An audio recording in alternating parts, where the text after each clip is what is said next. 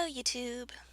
Okay, so this week's drawing is another new card design for my Etsy shop, and this is actually something I've had on my idea board for at least a few weeks, possibly a few months now. It's going to be a new Valentine's card, and I know it's super early for Valentine's Day, but I wanted to make sure I had time to make it and photograph and list it. And honestly, I'm a bit of a procrastinator when it comes to listing new stuff in my store, so it's good to get started early. And I went through a few drafts of exactly what I wanted to draw and illustrate for this one, but I started with a text and it's going to say, "I think you're cute and slightly terrifying." So I think the hardest part of the composition here was figuring out what I wanted to do about the size difference between the dragon and the knight.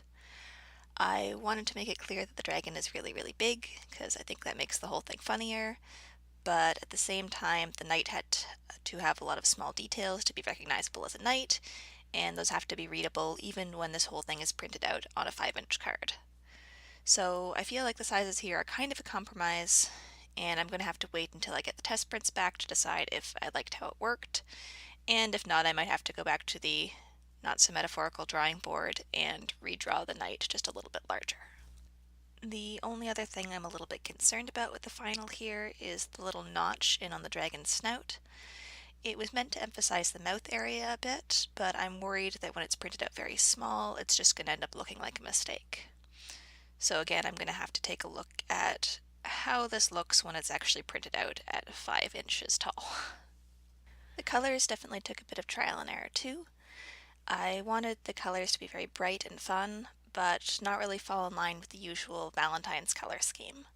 Which I've got no problem with nice pastels and pinks, but there's a lot of pink Valentine's cards out there, and there's even one that I make myself.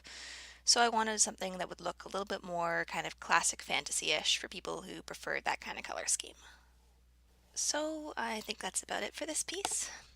As always, thank you so much for watching, and an extra thank you if you've subscribed or left a comment recently, because those notices are always super exciting and great for me to see. I really hope you've enjoyed the video, and I hope I will see you again in the next one.